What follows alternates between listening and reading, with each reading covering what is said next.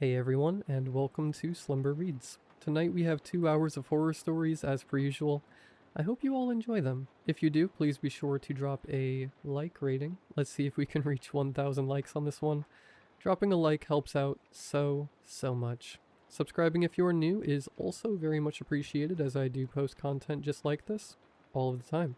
A quick apology for this video going up a couple days late. Last weekend I went to a retro gaming convention. I recently picked up an original Xbox again, and it was one of my favorite consoles when I was a kid. I always really wanted the Buffy the Vampire Slayer game, but I just never got it. So I was at the retro gaming convention hunting for Buffy the Vampire Slayer. I ended up finding it, which is so exciting. I got it home and played it, and the game rocks, by the way.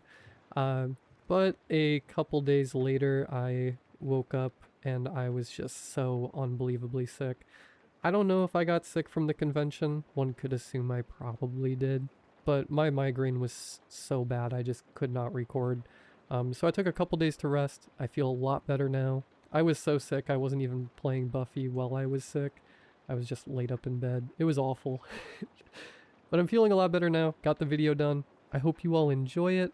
If you would like to leave a comment letting me know what your favorite old video game is, I would love to read through those comments. I love conversations about old video games, so let me know. Let me know what your favorite old game is. But yeah, sit back, do whatever it is that you do to relax, enjoy the 2 hours of horror stories with no mid-roll ads, except for the ad break after this intro. There will not be any more ad breaks after that one. And as always, I hope you all have a great night. My husband is the perfect man. Every woman I know has told me so.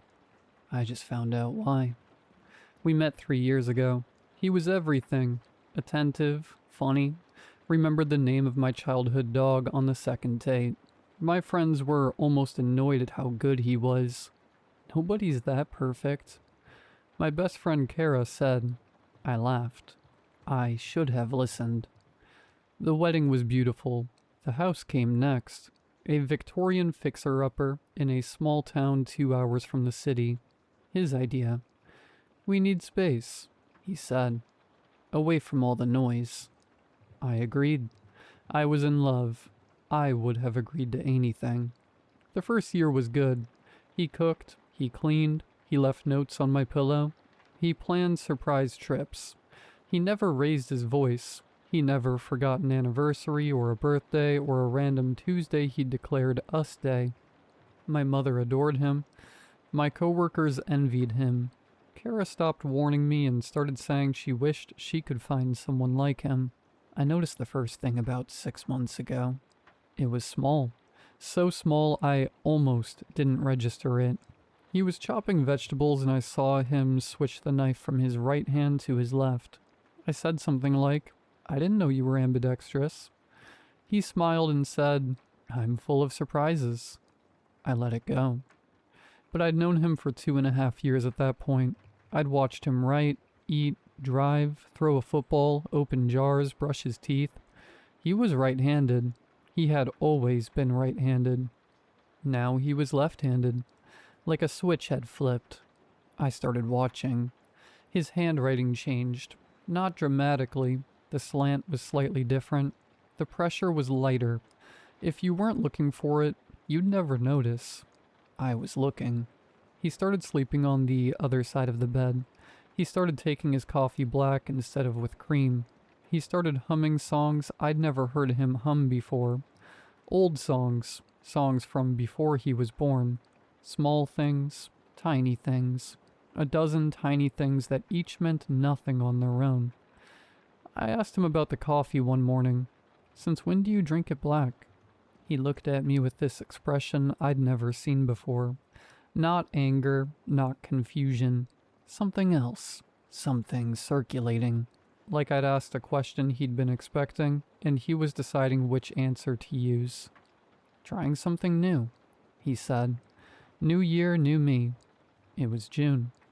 I started keeping notes in a private document on my phone. A list of changes. The handedness, the handwriting, the coffee, the sleeping position, the humming. I added to it every time I noticed something. By August, the list had 47 entries. 47. I know. I know what the number means now, but I didn't then. The dog knew first. We have a golden retriever named Gus. I've had him since before I met my husband. Gus loved him from day one. Would sleep at his feet, would bring him toys, would whine when he left for work. Around the time I started my list, Gus had stopped doing any of that.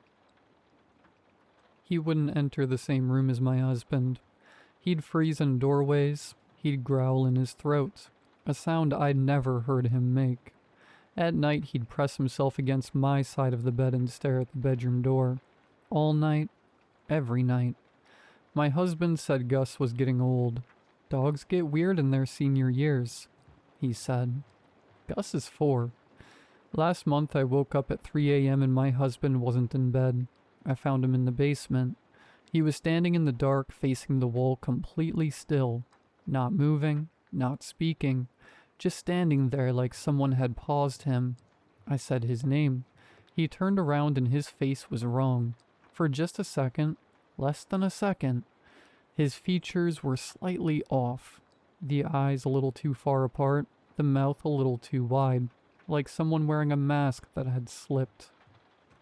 Then it was gone and he was my husband again. Smiling. Couldn't sleep? He said. Came down here to think. He kissed my forehead and went back to bed. I stood in the basement for 10 minutes after he left, trying to convince myself I'd imagined it, trying to unsee what I'd seen. I couldn't. That night, I added entry 48 to my list. Face slipped. The next morning, I called Kara. I hadn't talked to her in months. He'd slowly separated me from everyone. Not dramatically, not with rules or demands, just with suggestions. Kara's kind of negative, don't you think? Your mom stresses you out. Maybe we skip this visit. Your coworkers don't respect you. You should look for something remote. One thread at a time until I was alone in a Victorian house 2 hours from anyone I knew. Kara didn't answer. I tried my mom. No answer. I tried 3 other friends. Nothing. I checked my texts, my calls, my emails. I'd been reaching out. I had the sent messages to prove it. But nobody had responded in weeks. I checked my husband's phone while he was in the shower. I found a blocked numbers list. Kara, my mom, my dad, my brother, every friend I'd ever had, every coworker I'd ever mentioned. Blocked. Not on my phone, on his. He'd been intercepting.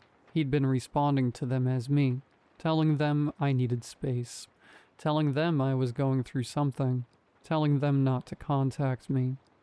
There were hundreds of messages, months of them.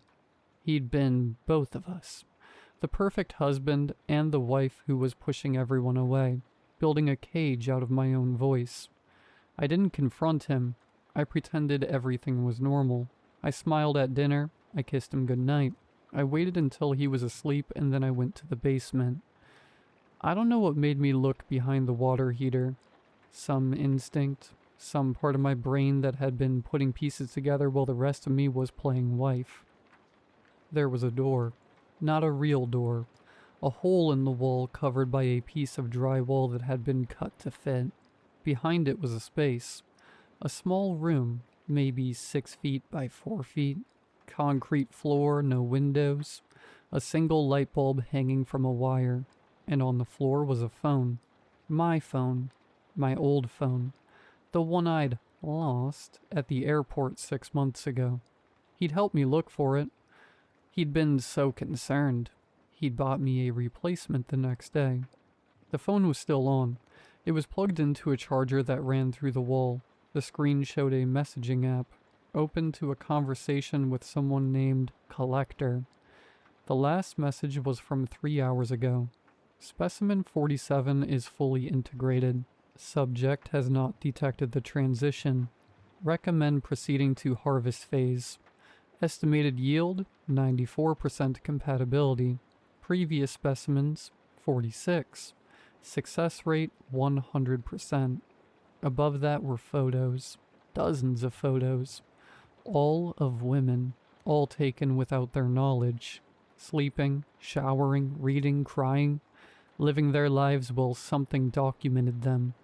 One of the photos was of me, from last night, asleep in my bed, taken from the doorway of my bedroom. I scrolled up. The conversation went back years. There were 46 previous specimens. Each one had a name. Each one had photos. Each one had a final message. Harvest complete. Specimen number processed. Replacement deployed. I looked up the names. My hands were shaking so hard I could barely type. Every single one was a missing woman. Different states, different years, all unsolved. All last seen with a boyfriend or husband who was described by everyone as the perfect man. I heard footsteps above me. He was awake. I'm in the bathroom now. The door is locked. He's knocking, softly, patiently, the way he does everything. Babe, come out. Let's talk about this. His voice is exactly right. Exactly the voice I fell in love with. Warm, concerned, loving. But I can hear something underneath it now. Something I never noticed before. A second voice. Quieter, behind the first one. Like two people speaking at the same time, but one of them is farther away. Babe, I'm not going to hurt you. You know me. You know I'd never hurt you. The door handle is turning. Slowly. The lock is holding, but I don't know for how long. I'm posting this because I need someone to know. If you're reading this and you're in a relationship with a man who's perfect, too perfect, if he remembers everything, if he never gets angry, if he's slowly separated you from everyone you used to know, if your dog won't look at him, if you've noticed small things that don't add up, check his phone, check the basement, check behind the water heater, and count the changes. If you've noticed exactly 47 of them, run.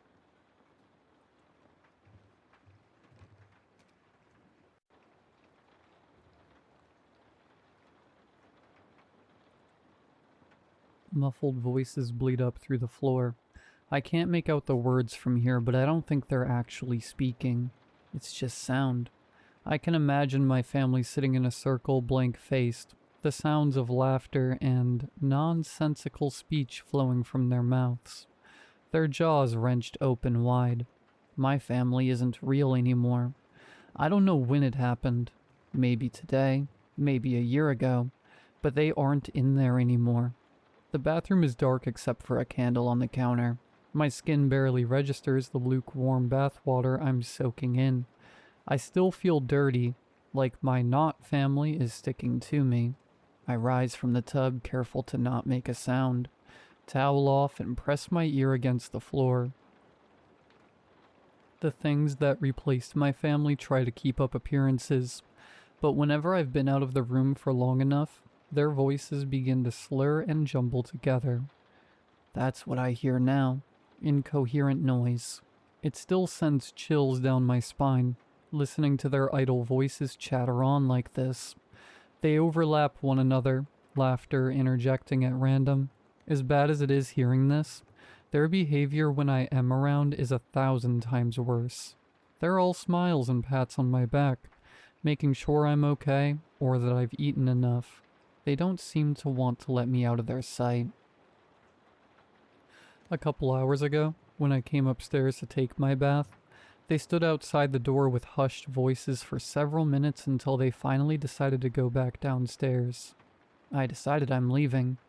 I don't drive yet, I'm just 15, but I have a friend about 2 miles away whose parents are on vacation. I don't have a long-term plan, but this'll be fine for now. In my bedroom I pack light, 2 changes of clothes, phone charger, the pocket knife my dad gave me when I turned 13, a water bottle. David will have everything else. My heart is in my throat. If I breathe too loudly, my not family will be at my door, forcing me to pick what we're eating tonight. I shoulder my backpack and slide open the window. The screen pops out easy enough. I toss my bag to the grass below, and lower myself out the window before dropping to the ground.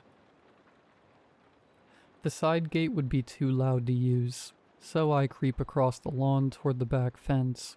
I can use the neighbor's gate on the other side. Peter? It's my mom's voice. I turn just enough to see she's running towards me from the back door, arms as wide as her smile. Just have dinner with me, please. One last time. I'm sprinting as fast as I can, backpack bouncing awkwardly as I go. I jump and pull at the top of the fence, but her grippy hands wrap around my waist and pull. Mexican beef tacos with chili powder and cumin and cilantro for topping. I land a kick in her chest and she falls away with a gasp of pain. Peter! She's crying. How could you do that to your mother, Peter? I almost feel bad. It's her real voice. This thing is using. I pull myself up the rest of the way and take a look back. She's flat on her back, dirt on her blouse, but she's smiling. That thing isn't my mother. Dad and Lily are smiling at me from the back porch, too. I swing over the fence, hurry across the neighbor's yard, and stride out into the street. After a few minutes, I slow to a walk. It doesn't seem like they followed. The whole way to David's, I'm glancing over my shoulder, but they aren't back there. The steady mid-afternoon traffic eases my fear, like there's still something sane in the world. There's a birthday party at the park, and then I'm ringing David's doorbell. Family trouble? I try to act nonchalant, chuckle. Parents are being annoying. He smiles, but it's just a normal smile. Thank God. You have no idea, he says. We're on the couch scrolling when he turns to me. Dude, you seen this? It's everywhere. It's one of those stupid viral rituals. I've seen them in my feed a lot recently. The girl on screen is in a dark bathroom lit only by a candle. She stares at her face in the mirror. She takes out a Sharpie and draws a weird symbol on the glass. I feel like I've seen it before. I invoke thee, Dandelion. Let my hands and legs do your bidding. Let my breath and life be yours forever. She screws up her face, her lips twitching. Then the phone drops to the floor, still pointing at her. She looks scared, eyes darting in every direction. Yeah, so after this she clicked post. I ask. Obviously it's not real, but it has 1 million likes. You know the ad revenue on that? Don't. Just don't.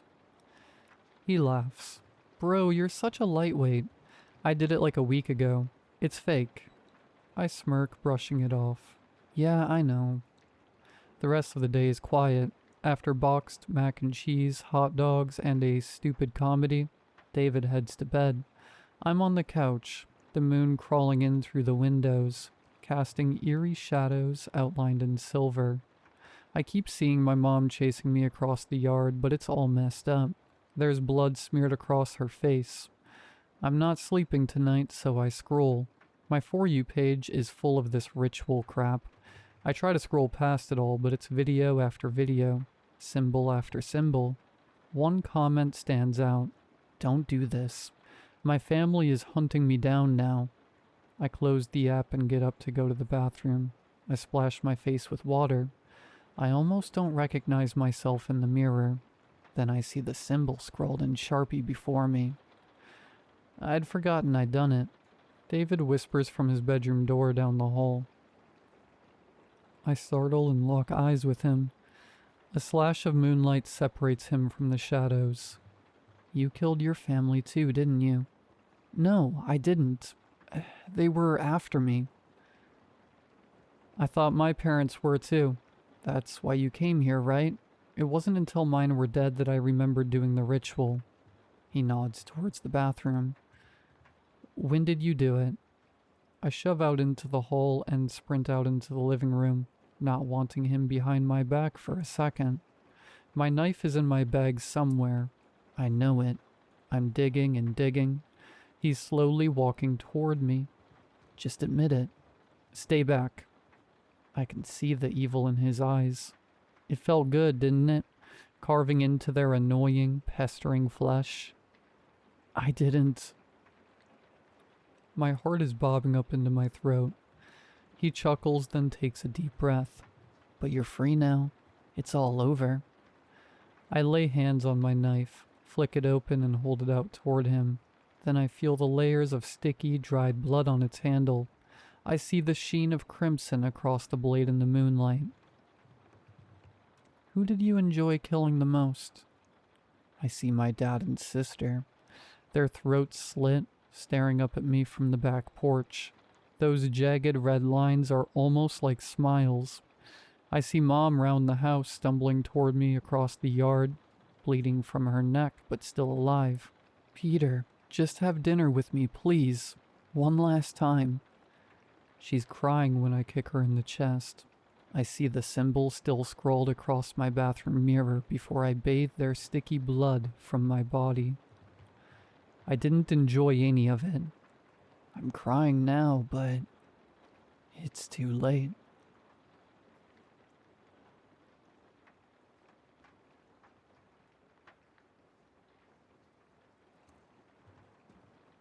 Today was my last day of 8th grade. We do this thing called a clap out for the 8th graders to celebrate our last day. The 6th and 7th graders lined up in the halls and clap and throw confetti and spray silly string at us as we leave. It was pretty cool.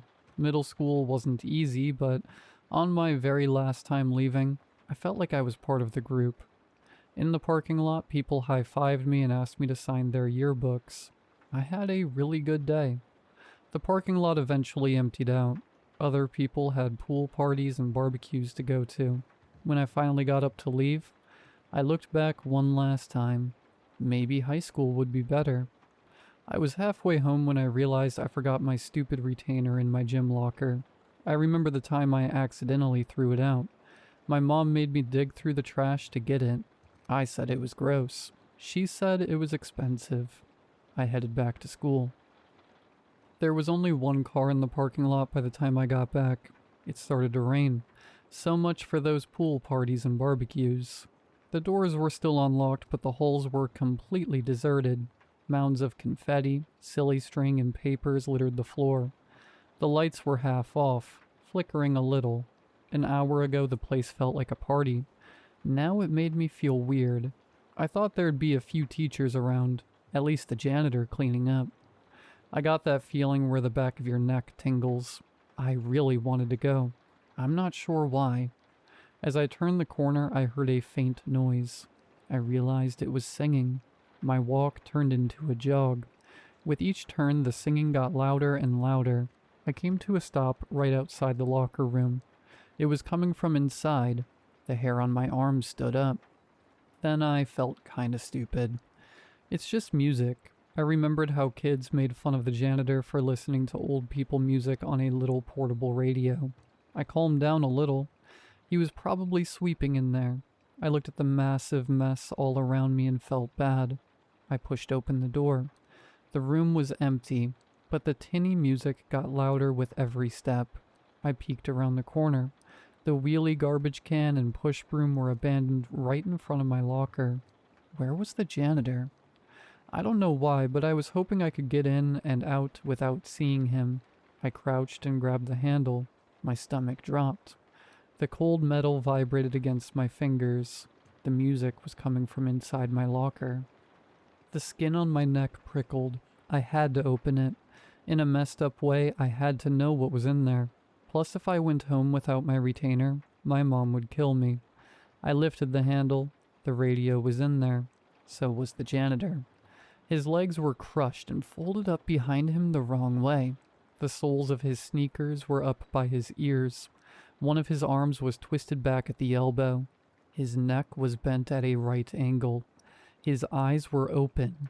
I thought he was dead. Then he took a deep breath and smiled at me. "Hey, kid," he said. I panicked and grabbed his hand. I thought someone had shoved him in there. I had to get him out. I put all my weight back on my heels and pulled, but he was stuck. He laughed at me. "You're going the wrong way." His rough hands dug into mine. "There's enough room for you." He hauled me forward. I stumbled and my face slammed into his crumpled torso. He was damp and smelled sour. His chest jiggled as he laughed again. "That's the spirit," he said. He wrapped his arm around my head and tugged me halfway into the locker. My head hit the cold metal in the back, and I heard a crack in my neck. I literally saw stars. I thought that was just in cartoons. I wanted to scream, but nothing came out. I thought about the one car in the parking lot. No one would hear me anyway. I'm a freshman now, I thought. I'm getting out of here. I drove my knees into the frame of the locker as hard as I could. I tasted blood in my mouth, but I didn't care. The janitor laughed and laughed, until I tore myself free and landed hard on the tile floor. He frowned. "Fine, go," he said. Then he pulled the locker closed. Inside, he sang along with the music. "When times get rough and friends just can't be found, like a bridge over troubled water, I will lay me down." Outside, the rain had passed. The air was dense and muggy, but it felt fresh to me. The single car in the parking lot roared to life. My 6th grade English teacher waved as she passed and pulled away. Then it was just me. In the quiet, I swore I could still hear him singing. When I got home, I told my mom I stepped on my retainer. She yelled at me, but I didn't care. I'd rather be grounded than stuck in middle school. Forever.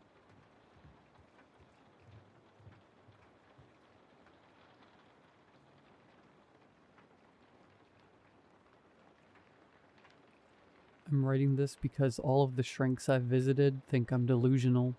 They believe something happened to me, but I dissociated the entire event and instead imagined this place. I didn't.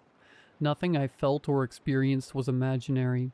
I don't know how I caught its eye, or if it will come back for me, and I live in fear of that simple thought every day.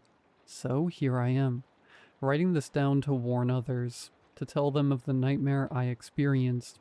Though honestly, I don't think this is really a warning, so much as it is a victim statement. On my 21st birthday, I disappeared for 3.5 years. I only know this because I've been told nearly 1,000 times. I've been poked and prodded with so many needles that I've made voodoo dolls jealous. No one understood what happened to me. Hell, I don't understand what happened, but I know it was real. It was around 3 in the afternoon. I was excited to finally be able to drink at the bar with my friends. They had always teased me because I was the youngest, and the de facto designated driver because of it. But tonight it was my turn to get so drunk I wouldn't remember where I put my feet. It never came. I was going to stop by my best friend's place before we headed out. He lived just a few blocks away, so I figured I'd walk over. And when the time came, he'd be the designated driver for the evening. As I rounded the corner to his street, things changed. The world around me seemed like it was made of liquid. The air felt oppressively thick, and I had trouble finding my breath. I choked and gasped, clawing for air as everything around me seemed to shimmer and undulate. It was suddenly like I was swimming. Air seemed to vacate the space I was in quickly, and I felt the world darkening around me. Nausea gripped my gut to the point that I had fallen to my knees, gripping my stomach as the world spun. Then, everything blacked out. When I came to, I was somewhere else. It was a room. Everything looked like it was made from polished steel. There was no door, no windows, and nothing to indicate what time it was. There was just a single metal bench on the far end of the room, long enough to fit 3 people. As I explored and tried to get a sense of my surroundings, another overwhelming wave of nausea gripped me. The world spun as I clung desperately to consciousness, only to see one of the walls open and a pair of human-looking figures step into the room. I didn't see them fully, though. The world faded with my consciousness. The next time I woke, I was in a lying position. My head was throbbing, and there was some intense light burning into my eyes. I couldn't reach for my forehead, though. My hands had been secured to whatever I was on.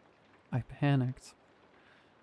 Desperately, began to thrash and pull at my restraints, but I couldn't move. I wanted to cry out, but something was covering my mouth. Relax, a voice said from somewhere I couldn't see. We understand there may be some confusion, but that is part of the experiment. I struggled against the bonds, cries for help muffled by whatever was over my face. This will go far more smoothly if you just relax, the voice spoke again. We cannot accurately determine the level of stress you are under if you are already under so much of it. It was cold, clinical. Finally, something entered my vision. I wanted to scream when I saw it. I wanted to deny it was real, but I couldn't. It had no face to speak of, just a mass of flesh with what looked like a long, thin line traveling from top to bottom. The top of its head was crowned with strange, fleshy tendrils that opened to small rolls at the end of each. I counted 5 on the thing's head as it seemed to regard me. This will, unfortunately, be quite painful.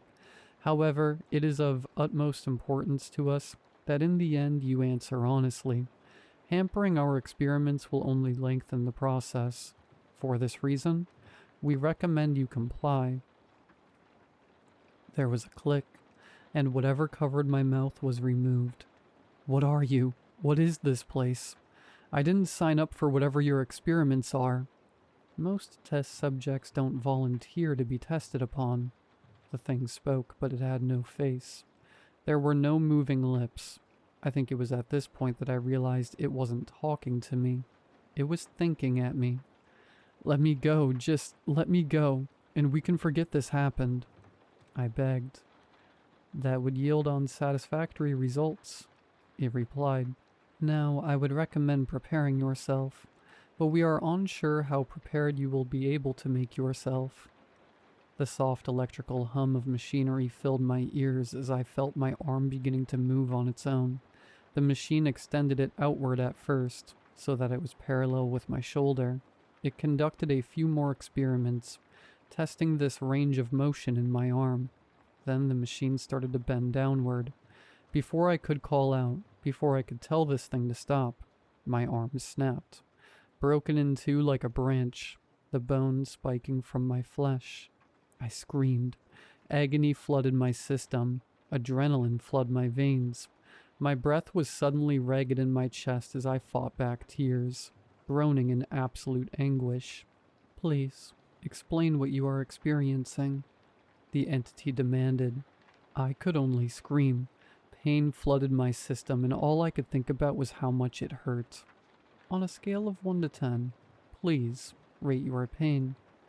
It kept going, completely ignoring my screams. Eventually, shock started to settle in. The pain was still there, but I could think. It's an 11.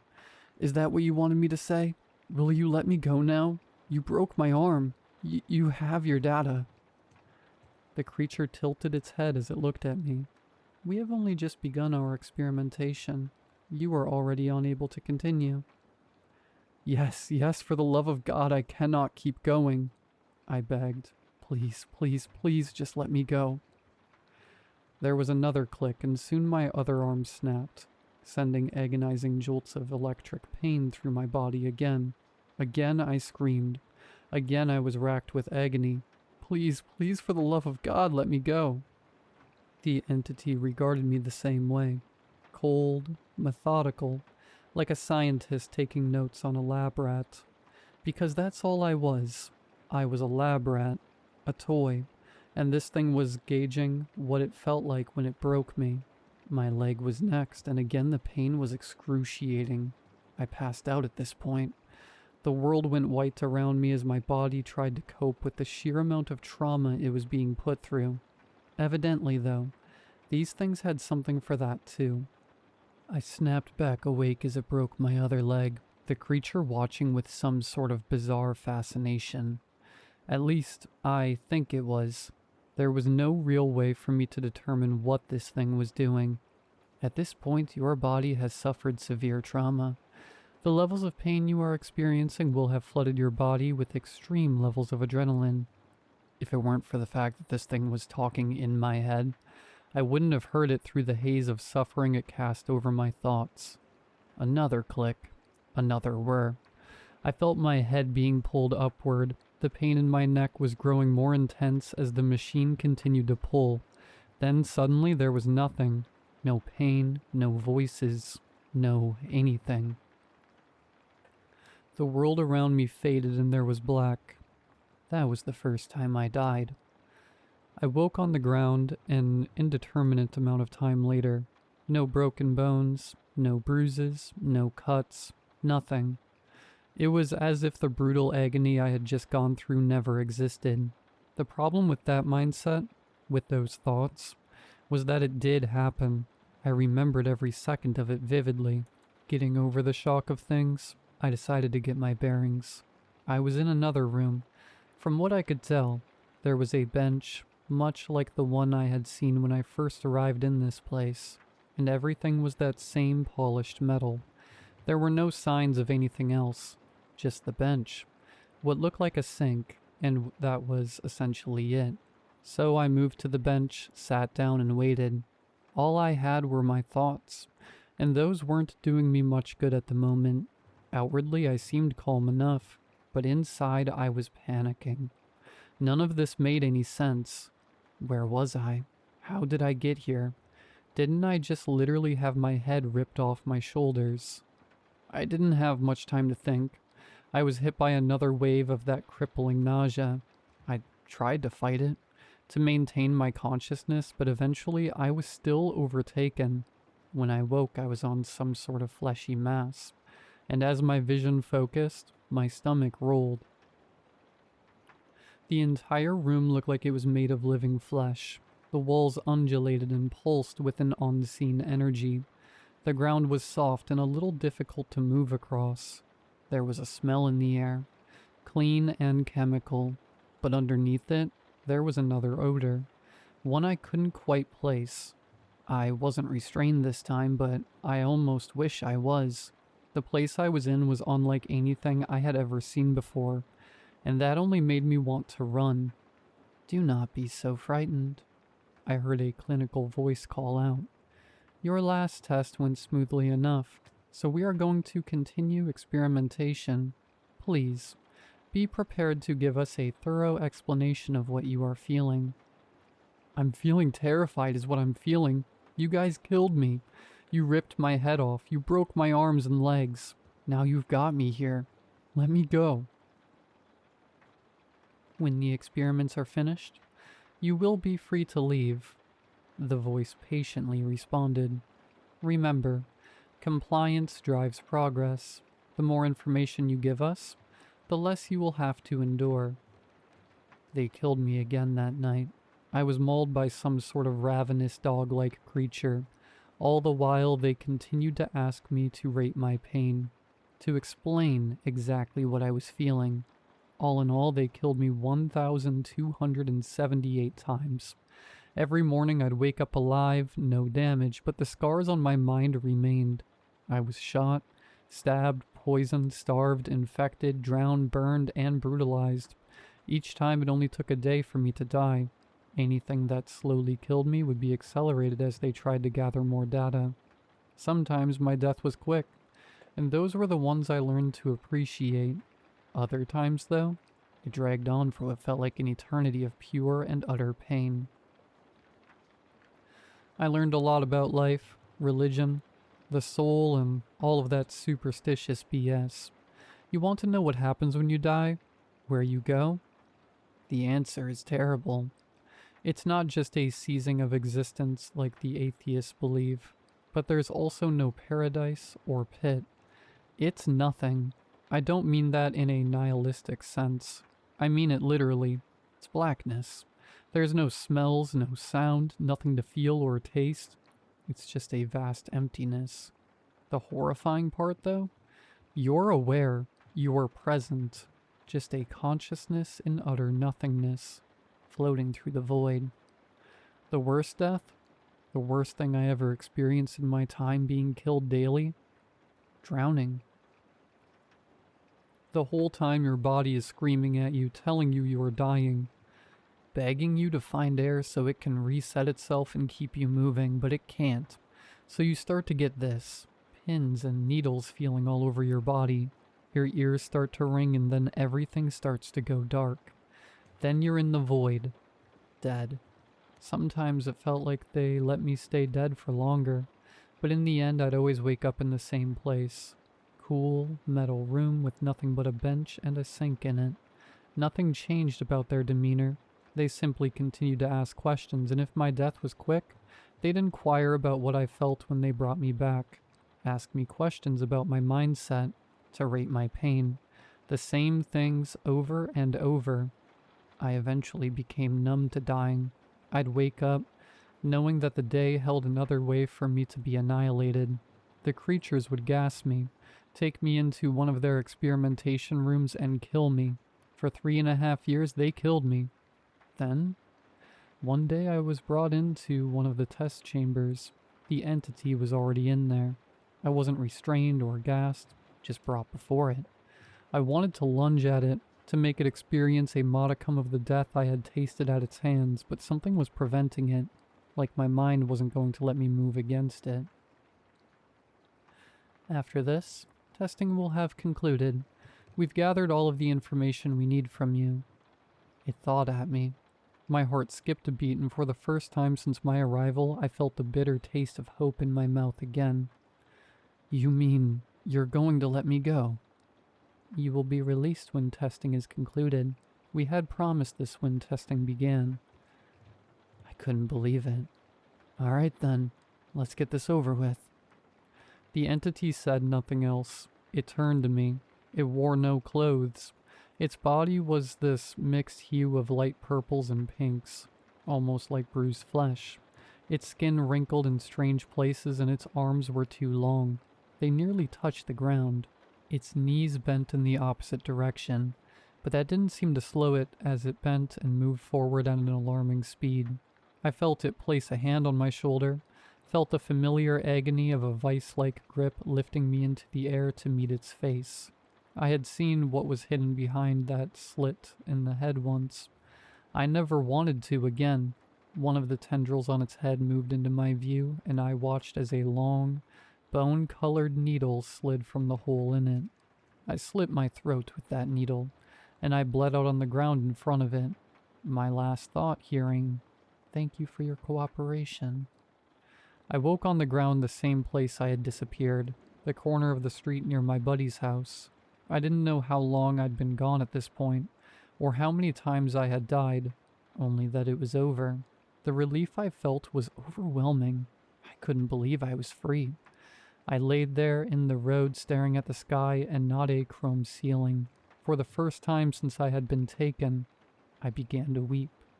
I was so overwhelmed with everything that had happened that I just broke down and sobbed in the middle of the road. I don't know how long I cried for, but God, it was cathartic. I did eventually head over to my friend's house, and I scared the crap out of him. That was when I had found out I was gone for 3 years, that no one knew what happened to me. I tried to explain what had happened, but as I did, I realized how crazy it sounded. Yeah, man, I was coming to your place so we could go get smashed, and I was abducted by some alien thing that killed me every day for the 3.5 years I was gone. Doesn't exactly come off as something a sane person would tell anyone. The police were contacted. My parents were contacted. The news showed up. I was a local celebrity for a while. No one believed me about the alien, though. If that's even what it was. Maybe it was a demon. Maybe it was something else entirely. All I know is that it was able to kill me and bring me back completely unharmed. Eventually, it was suggested I talk to a psychiatrist. Everyone believes something happened to me, that I was kidnapped and taken somewhere, maybe feed copious amounts of psychoactive drugs, so that I'd think it was all aliens and dying. But when I explained what happened to the shrink, when I went into graphic detail about dying in so many different ways, I could see the concern on the doc's face. They tried all sorts of therapies, tried to get me to open up about what happened, but every time the story was the same. I was abducted, and some weird alien thing killed me, over and over again. They couldn't get the breakthrough they were hoping for. So I was tested, medically. Doctors wanted to know if I had been dosed with psychotropic medicines, or some such BS. No one could accept my story. I still don't think anyone believes me, and I don't blame them. I mean, if I had been told by someone they had been killed over 1,000 times in over 1,000 different ways, I don't think I'd believe them either. I don't know what it was that they were trying to determine, or why it involved killing one person, but I know that it was a nightmare. I'm terrified of heat mirages at this point. I don't know if these things are done with me, or if they're just luring me into a false sense of security. It doesn't matter though. If they came again, I couldn't stop them. And if they come for you, you won't be able to stop them either.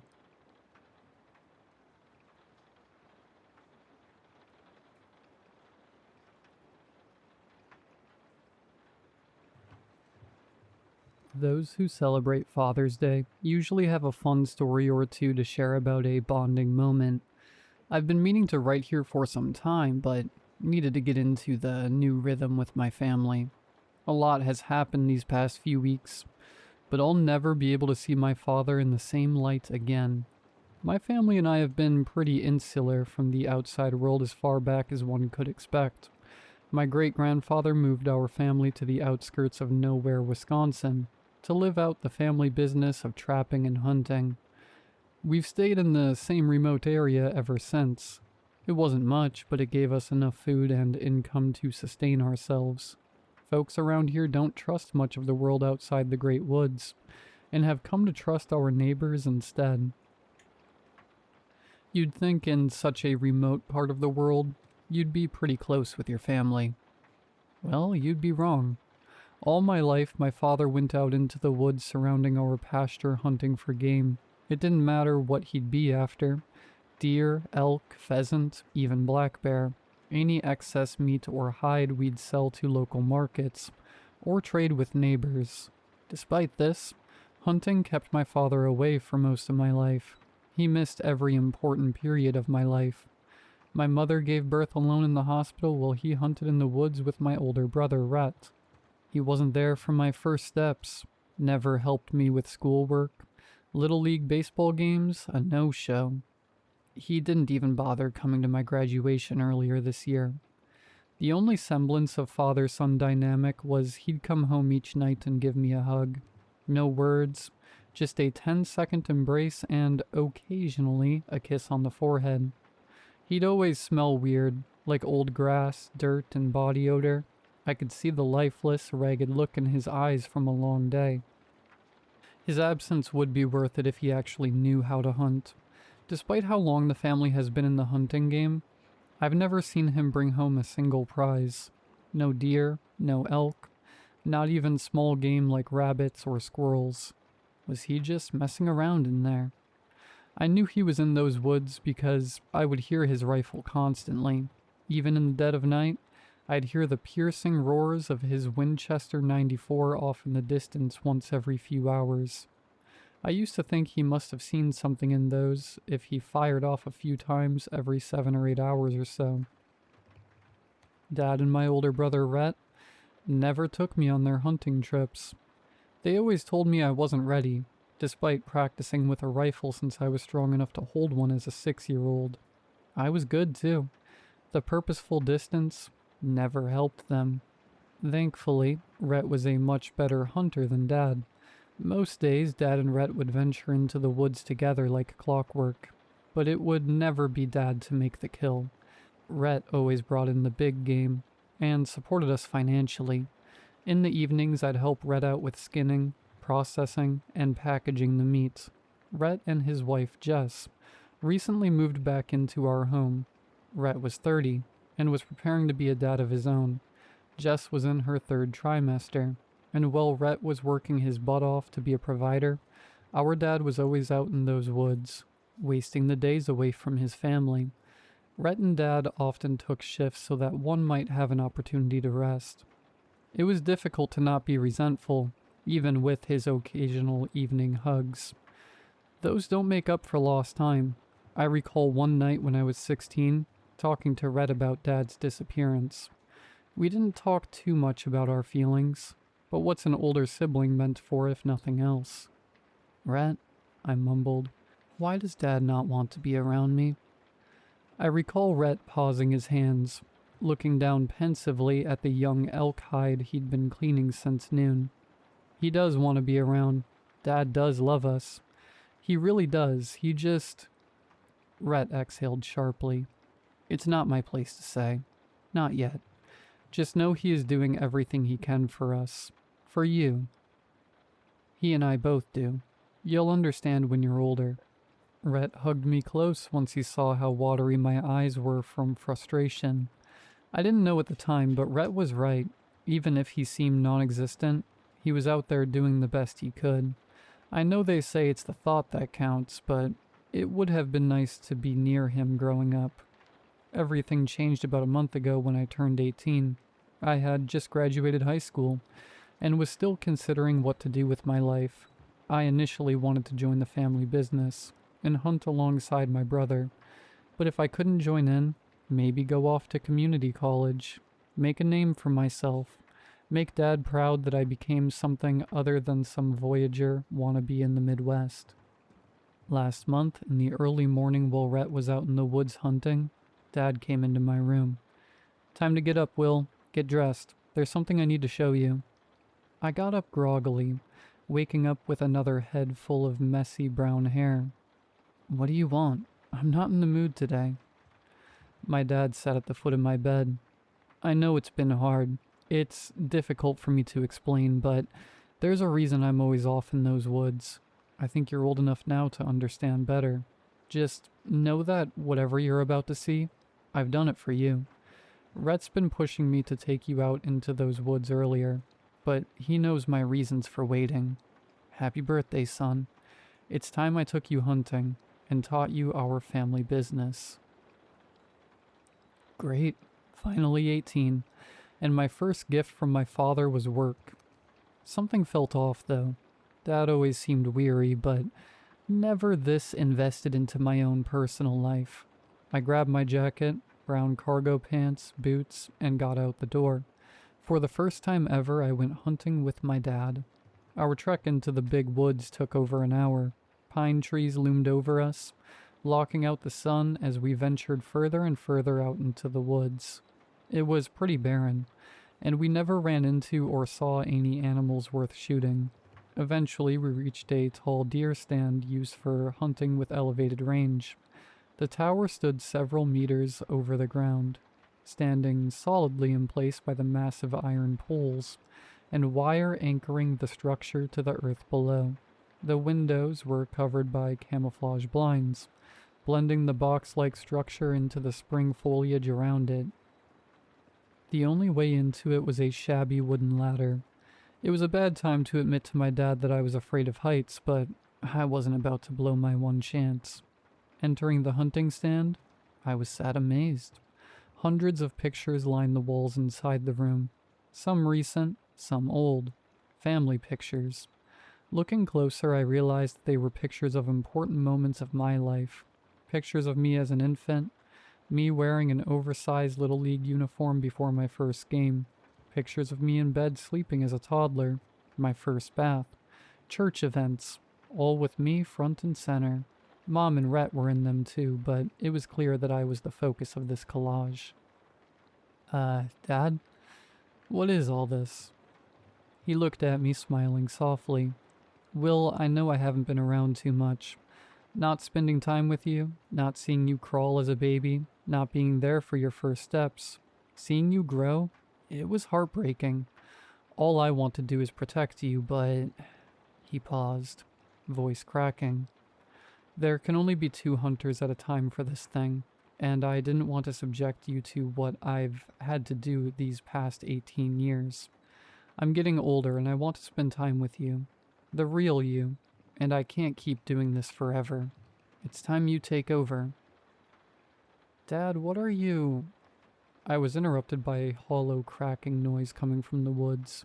It sounded far, like a dead tree falling down. Only there was no loud crash, just more cracking. Hold that thought, son. Let's get this done quickly. I've fixed the rifle at its head. I need you to see what I've been hunting all these years. I shimmied over towards the rifle. It was postured with a metal rest, fixed towards a dark region out into the woods. Looking through the scope, my heart dropped. Far off into the woods was a gangly figure, splayed out across the forest floor. A body without a head. Its old-timey clothes made it stand out like a sore thumb in these woods. Whoever this was, they wore corduroy pants, an ivory-collared shirt buttoned all the way up, and a dark gray, withered suit jacket one might see in a production of Oliver Twist. I jolted backwards, twisting my head so fast it almost gave me whiplash. Jesus, Dad, what is that? It's not what it looks like, son. Look closer, son. What do you see? In horror of the fact my dad could be a murderer, I turned back around through the scope. He was right. Looking closer at his arms, it seemed human-shaped, but I've never seen forearms extend that far past a man's knees. Its middle finger was noticeably longer than the others. All 7 of them. Its knees were off too, not inverted like a dog or a bird. Its knees were splayed perpendicular to its torso. Strangely enough, its corduroy pants seemed to be tailored specifically for whoever or whatever this was. The cracking noises persisted. It took me a minute, but it was apparent that the shifting sounds were emanating from the mysterious corpse. What exactly am I looking at? Son, the rifle should be aimed directly at its head. No matter what you see, I need you to pull the trigger. Waiting too long will only put us in danger. What? Dad, please, what's going on? I don't... The body shook viciously, its headless frame spasming on the forest floor, crunching with each jerky motion. Now, Will, the second you see its eyes, pull the trigger. I grabbed the rifle, trusting the man I once barely knew in a situation I barely understood. Peering through the scope, I saw what he meant.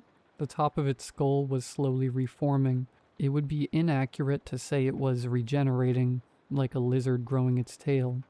Instead, the bloodied mud and earth beneath its wound seemed to slither towards the headless corpse's neck, forming first into an oblong shape, and morphing slowly into what resembled a skull, a human skull.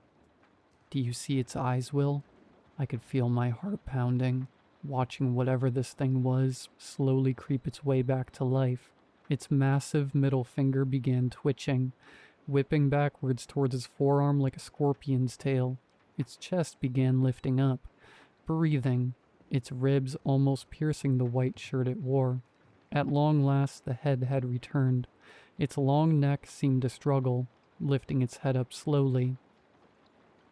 I've seen freaky monsters in comic books and movies, so I was expecting the worst, bracing for whatever this beast was. Its face shot right up while reclining. Dark blue eyes met mine. It spotted me instantly, as though it knew exactly where I was. There was something familiar about its gaze, though. Looking closer, I realized it had my face, down to every minute detail. What the... Now, Will, yelled my dad, sitting right beside me with his binoculars. Take the shot now. The not-me's face bellowed out a hollow noise, like a broken siren, its voice piercing my brain, though it spoke no words. Its arms slowly dragged up, bracing itself to stand up. I pulled the trigger. The bellowing stopped. I closed my eyes while pulling that trigger, but there was no mistake.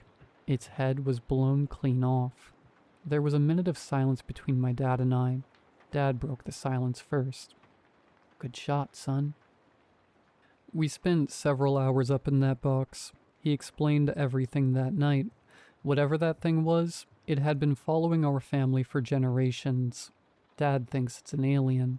Our great-grandfather called it a doppelganger.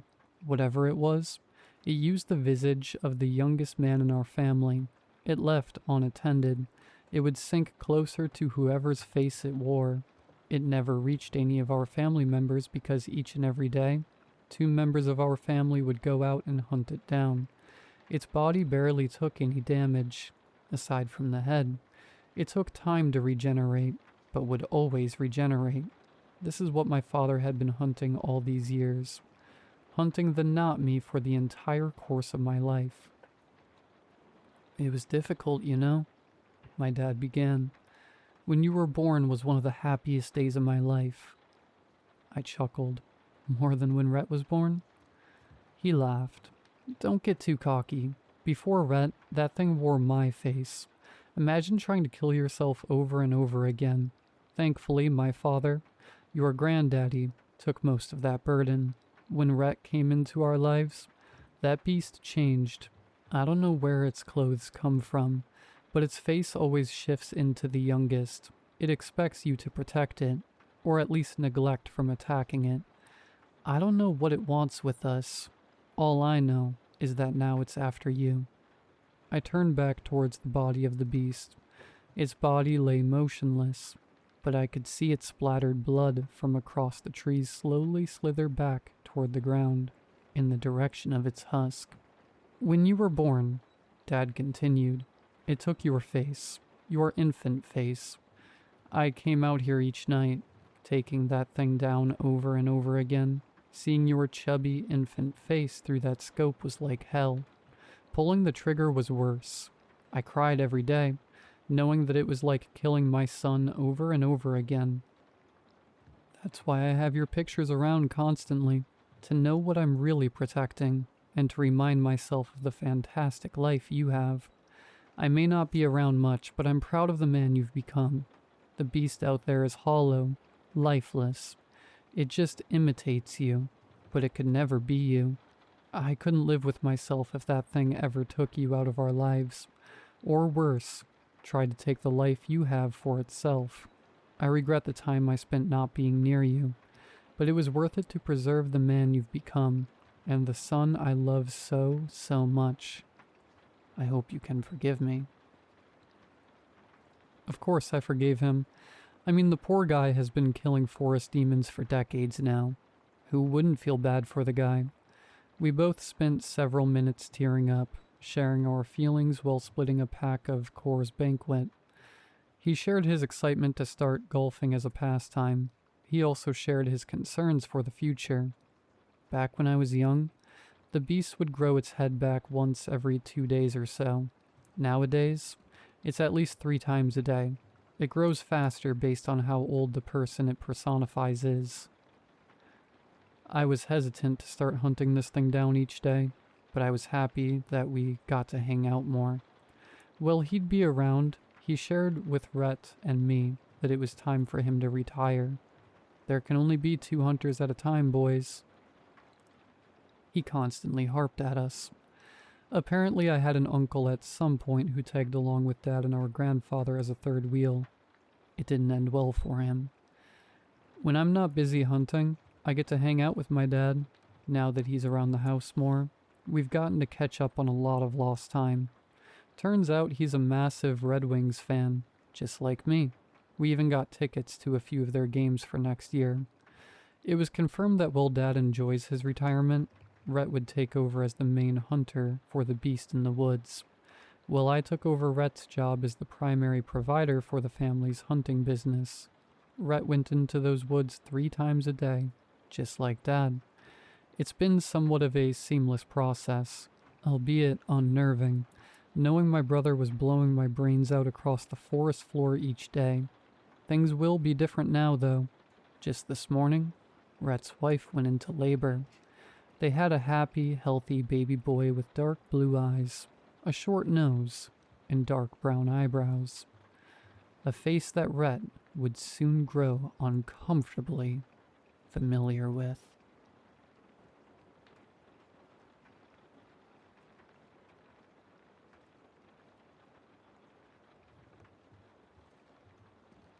The lake on my brother's property has no bottom. Me and my brother live on 25 acres out in the middle of nowhere. He inherited it when our dad passed. Our mom and stepdad had already died a few years back, so it's just the 2 of us. When I say out in the middle of nowhere, I really mean out in the middle of nowhere. A 30-mile drive to the nearest grocery store, 40 to the nearest big city, but we like it. It's nice and quiet. My brother Carl is an artist, not an artsy artist. He does design work for big companies out on the east and west coast. Does all his work on a computer. He can work from pretty much anywhere that's connected to the internet. Now, it costs quite a bit to get internet in the middle of nowhere, but it's possible, and he can more than afford it. Me? I'm Jake. I'm a shiftless, no-good, lazy layabout. At least that's what my stepdad always said. My bio dad, when he wasn't being an abusive drunk, would say pretty much the same thing. That's fine. I've made my peace with it. I keep busy by taking care of the place, doing the lawn care, the maintenance, painting, all the crap work that needs to be done. We have a pretty simple life. The strangest thing about this place is the lake.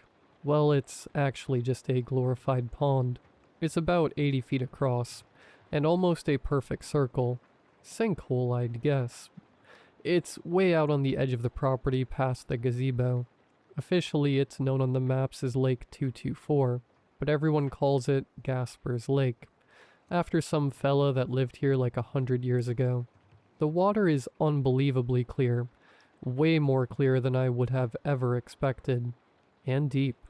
The thing is, I have no idea how deep it is. I heard rumors in town that it's bottomless when we first moved out here, but I paid it no mind. But you can't see the bottom at all. One summer, I had a fella from the state fish and game department come out and stock the lake with fish. I thought I'd do some fishing that fall, but it just didn't take.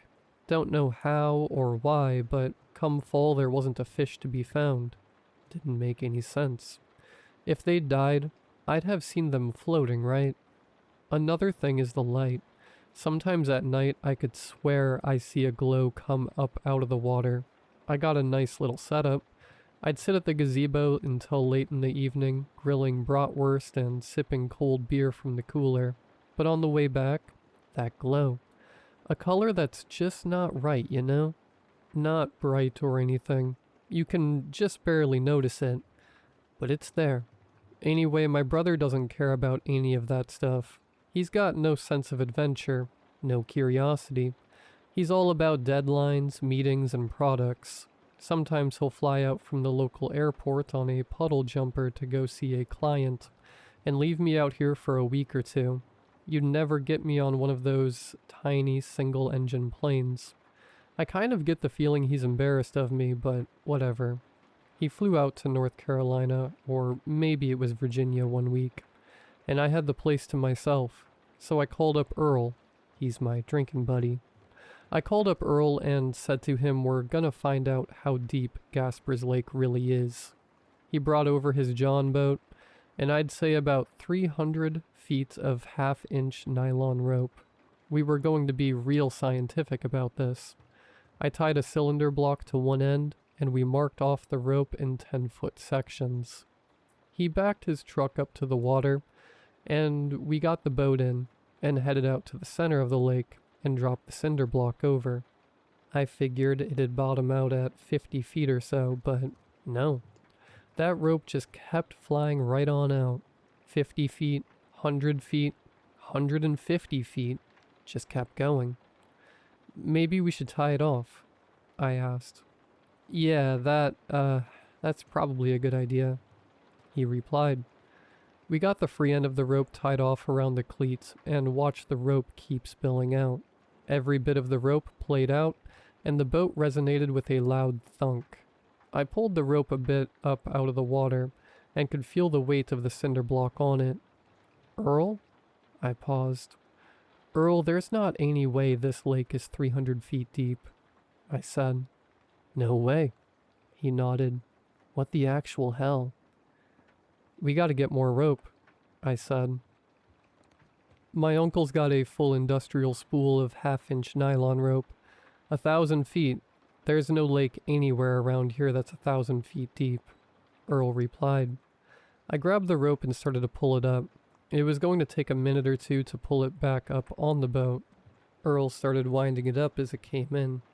I got about 50 feet of it on board when it just stopped. Like just dead stop.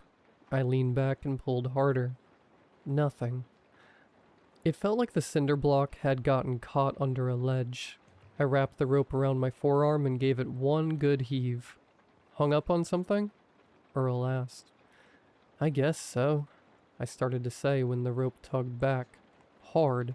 Threw both me and Earl off balance enough the boat flipped over. The water went over my head and I sputtered. Righted myself and broke the surface. Earl came up right beside me and got out a loud, "God dang it." We struggled to get the boat set right, but we got it. That's when I noticed the cleat had snapped right off. Rope and all had gone down into the lake. So, 3 days later, me and Earl were back again. We spent all afternoon setting it up. Got an electric motor to pull the rope back up and a pulley system at the end of a boom winch. It almost looked professional, bolted there in the back of his truck. Almost. Earl grinned and smacked our jerry-rigged setup on the side. I always knew those machine shop classes I took would come in handy. He backed up the truck and swung the winch over the water. It extended out about 10 feet. I tied off another cinder block, no shortage of those around here, and tossed it in. We watched the rope run and run, the spool spinning freely. We had it set up so it would spin in one direction but not the other, so we could winch it back up. The rope spooled out faster and faster. 200 feet, 300. It's still going, Earl said, incredulity in his voice. 400. No way, I said. Earl stopped grinning around 600. By 800, neither of us were talking anymore. The spool kept spinning all the way to the end. 4 minutes after I tossed the brick in, it ran out with another loud thunk. Hard enough the truck rocked backwards a bit. Jesus, Jake. What in the actual hell is going on here? That's 1,000 feet of rope. I have no earthly clue, buddy. There's no way it's 1,000 feet deep. I ain't got no more rope. Like, I guess I could order some, Earl said, but was interrupted by a loud groaning coming from the winch. Something was pulling on the rope. I could hear the strain of the fibers. The truck was practically vibrating. Then the front end of the truck started to rise up a hair. Jake, it's gonna take my truck, Earl yelled as he ran over and hopped in. He started the engine and began to pull away when all of a sudden all the tension let out of the line. I went over to the winch and turned it on and the rope began to wind onto the spool. It took a lot longer to pull it all up than I thought it would. But then I saw and smelled the cinder block. It was covered with a dark, glistening slime, something the color of rotting leaves mixed with oil, and it stank like, God, I don't know, a squished bug mixed with kerosene. I cut the line and let the brick drop back into the water. No way in hell I was touching whatever that was. Earl pulled his truck up away from the edge, got out and came over to where I was staring at the water. A camera, he said. What, like an underwater one? I asked. Yeah, I know a guy. He's got an underwater rig. A little robot submarine. He uses it to inspect bridge pilings, dams, and culverts for the state. It's rated down to 1,500 feet, but it usually doesn't get used that deep. Got lights and a camera. You can drive it around, he said. Sounds like a plan, I said. But Earl, I paused. Isn't this more than a little bit weird? Like even for around here. Maybe we should call somebody. I don't know. Like an official? Jake, this is the most interesting thing that I've been mixed up in since Farmer Brindle's two-headed goat got loose in the dollar store. Look around. Nothing happens around here. I nodded. This place wasn't known for its excitement. I'm gonna call him. Get it out here, he said. I've got an old VCR we can hook it up to. Record what we find, I replied. Earl nodded. Good idea. The next couple of days passed without incident. I spent the time power washing the garage. I know, high excitement. but it's got to get done. Earl pulled up in his truck the next afternoon. It really was a pretty cool setup. The sub was about 4 feet long and had lights and a camera on the front that could be panned around remotely. We tied it off to the winch with the nylon rope. It had its own coil of cable for the camera that we sat on the tailgate. I made sure it had a full charge, Earl said, manhandling it out of the truck. It'll give us at least a couple of hours. Getting in the water took longer than it should have. The thing was heavier than it looked, and we kept second-guessing which end was supposed to go in first. I think the camera end goes in last, I said. That doesn't make any sense. How's it gonna see anything pointed in the mud? I didn't say pointed at the mud. I said last. As in, we lower in the tail first. Earl looked at me. That's the same thing. We went back and forth on it for a while before we figured out it didn't matter. The thing would right itself once it hit the water. We felt pretty stupid about that. Alright, easy now, Earl said. As we walked it to the edge, it was awkward. No good place to grip it. For God's sake, Jake, don't drop it. That thing probably cost more than my truck. We got it in without dropping it. Barely. Earl picked up the controller, and we watched it bob there for a second, listening a little to one side, and then it straightened out and sat there humming quietly. Okay, Earl said. Down we go. 300 feet down, it was dark enough that we snapped on the lights fully bright. All it showed was the rough stone on the side of the sinkhole. The water was still crystal clear. Around 400 feet, the walls changed. I almost missed it. Earl, hold up. Can you back up a little? He reversed the sub and we both leaned in toward the monitor. The rough pitted limestone we'd been watching for the last 10 minutes had stopped. What replaced it was dark and smooth, almost glassy. I looked at Earl, he looked at me. We both looked at the monitor. That ain't natural, I said. No, he said, just that. We stayed there a minute, both of us staring at the screen. The sub's lights caught the dark surface and threw back a dull reflection. Whatever it was, it went down as far as we could see. Earl's hand was still on the controller. You want me to keep going? He asked. I should have said no. Yeah, I said. Keep going. At 800 feet, the walls just disappeared. The sub drifted out into the open water, and I realized I'd been holding my breath. The sinkhole had been feeding into something else the whole time. A cavern. The sub's lights didn't reach the far walls, didn't reach the bottom. Just open black water in every direction, and the hole we'd come through sitting in the ceiling like a drain in reverse. Earl? I said. Yeah, he said. Neither of us said anything for a minute. The sub just hung there in the dark, lights cutting maybe 30 feet in any direction and then nothing. God, Earl said quietly. I wish I'd brought some beer. I laughed. Couldn't help it. Then stopped. Keep going down? I asked. He already was. Can you point the lights down? I asked. Earl adjusted the controller and the sub nosed down slowly. The light swept across what I thought was the bottom of the cavern, and I squinted at the monitor. Something was down there. A tangle of shapes, thick and dark and piled on each other like cable left in a heap. What the hell am I looking at? Earl said, mostly to himself. The sub drifted lower. The shapes resolved a little. Thick as tree trunks. Some of them. Thicker. Coiled loosely over and around each other, tapering at the ends. Widening in the middle. Some of them were moving. Drifting. Kind of like seaweed. Earl? I see it. One of the big ones began to uncoil. It peeled away from the mass, and as it moved, it revealed a surface beneath it, dark and rounded and covered in a texture I couldn't make sense of at first. It was dark and bumpy like an old avocado.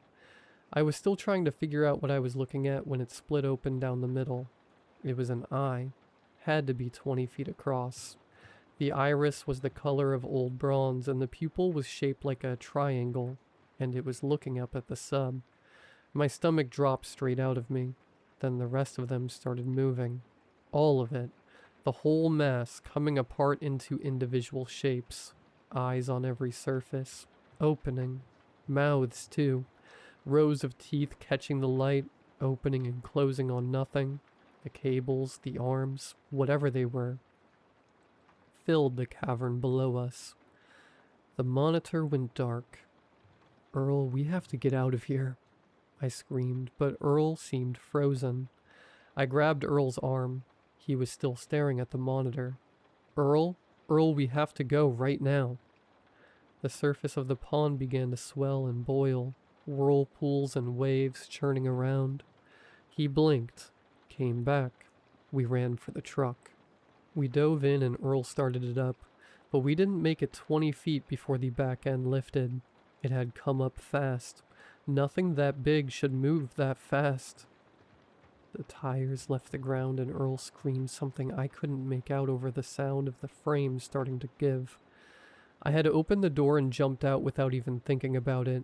The ground came up quick and I landed with a wet crack as my ankle snapped. From the ground I could see the truck maybe 30 feet up, wrapped in something that looked like a giant black and glistening worm, being pulled toward the water. Earl was still in there. I know because I could hear him screaming. Then the roof caved in to the sound of shattering glass and metal forced beyond its limit. And then I couldn't hear him anymore, as the truck sank beneath the water. The VCR had landed a few feet away. I don't even remember Earl throwing it. I told the paramedics I fell off a ladder. Anyway, now I don't know what to do. My brother's due back in 2 days and the sheriff keeps coming around asking about Earl. The state inspection fellow wants his submarine back, and I don't know what to tell him. All I got is this busted leg and a video we took, and I'm not sure who I need to show it to. I think I'm going to call the governor, maybe the press. Should I call the FBI? What should I do?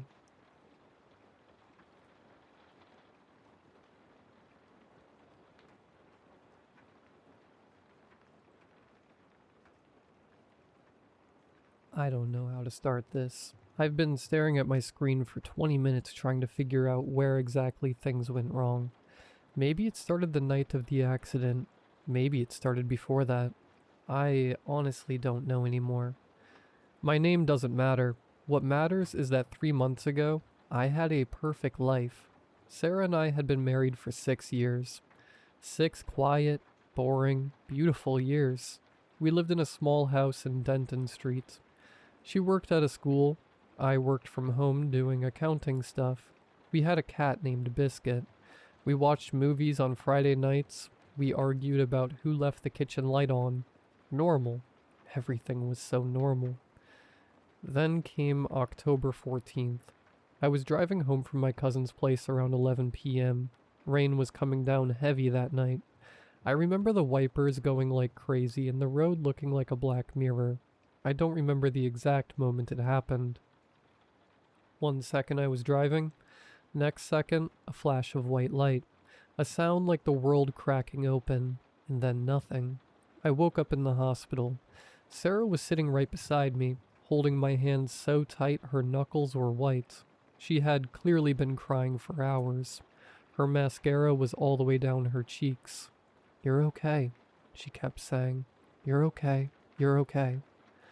I had a cracked rib, a gash on my forehead, and a concussion. The doctor said I was lucky to be alive. A truck had drifted into my lane.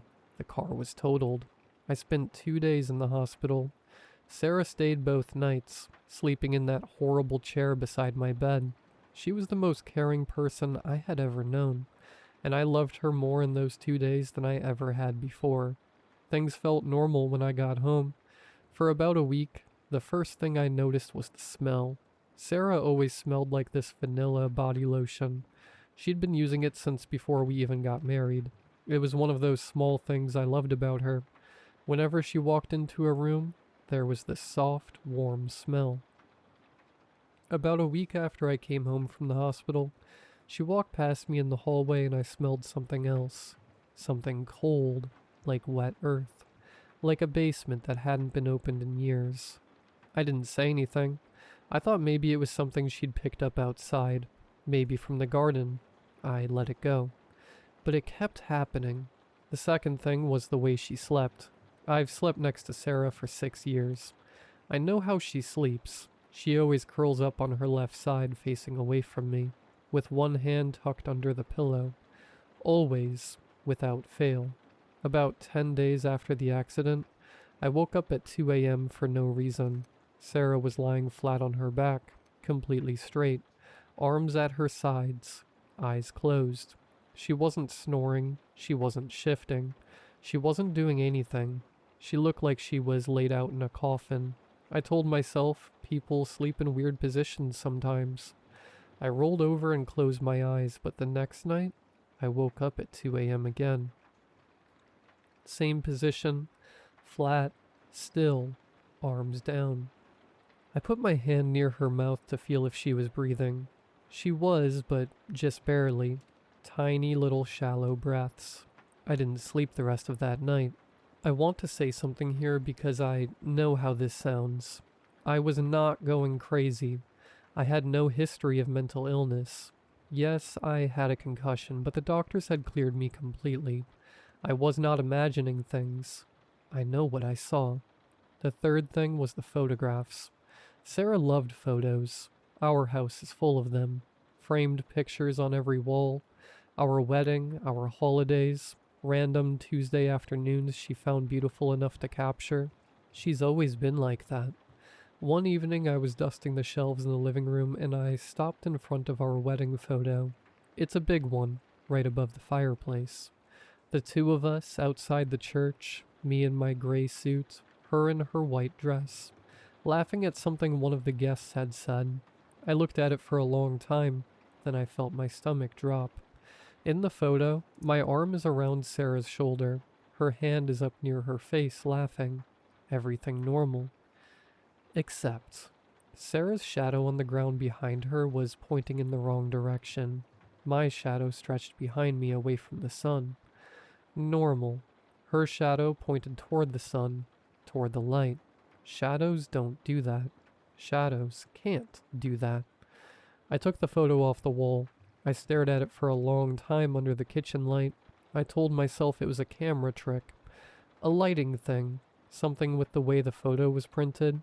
I put it back on the wall and I never looked at it again directly. But sometimes from across the room, I could feel it.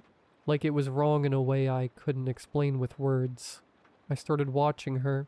Not in a crazy way, just paying attention. She never ate much. I noticed that. She used to love food. She could finish a whole pizza by herself on bad days. Now she moved food around her plate. She drank water, but I never once saw her actually swallow a bite. She stopped going to bed before me. She used to fall asleep on the couch by 10 p.m. Now she sat in the chair in the corner of the bedroom just waiting until I got into bed. Then she would lie down. Her phone? Sarah used to be on her phone constantly, texting her sister, scrolling through cooking videos. One day I picked up her phone while she was in the shower. No messages, no call history, no app usage. Like the phone had never been touched. I called her sister, Mira, from my work phone. "Hey," I said, trying to sound casual. "How are you? Have you talked to Sarah lately?" There was a pause on the other end. "What do you mean?" Mira said slowly. "I just mean recently, like this week." Another pause, longer this time. "Are you okay?" Mira asked. Her voice sounded strange, tight. "I'm fine, why?" "Sarah hasn't..." She stopped. "Can you come over? Can you come here right now?" I told Sarah I was going to the pharmacy. She smiled at me from the couch, that warm smile I had fallen in love with. "Don't be long," she said. Mira opened the door before I even knocked. Her eyes were red. She looked like she hadn't slept. She sat me down at her kitchen table, and she put her hands flat on the table and she looked at me. "She's been calling me," she said. Every day. Twice a day sometimes. I stared at her. Okay. She's been calling me from a number I don't recognize. Not her number. Mira's voice was barely above a whisper now. She keeps saying the same thing every time. I didn't want to ask. I asked anyway. What does she say? Mira's eyes filled with tears. She says he survived the accident, but I didn't. Please tell him I love him. Please tell him to look at who came home. I drove home in a state I cannot describe. I walked through the front door. The woman on the couch looked up and smiled at me. You're back, she said. I looked at her face, the same eyes, the same smile I had kissed 1,000 times. Who are you? I whispered. She tilted her head slightly like she was confused by the question. Then she smiled again, wider this time. I'm your wife, she said softly. And somewhere in the house I heard Biscuit, our cat, let out a long and terrible scream from under the bed. He had been hiding there for weeks. He never hid from Sarah, not once in 6 years. I'm writing this from Mira's house. I haven't gone back. The thing in my house still calls me, from Sarah's number, every night at 2 a.m. I never answer. But last night it left a voicemail. I played it this morning with shaking hands. It was Sarah's voice. My real Sarah's voice, crying. She said only 4 words. Don't let it stay. I don't know what came home with me from that accident, but it's still in my house, sleeping in my bed, feeding my cat who screams every time it comes near, and I don't know how to make it leave. If anyone has experienced anything like this, please, I need help. I will try to update when I can. Please stay safe. Hug the people you love, and if something feels wrong, even something small, even something you can't explain, trust that feeling. Trust it.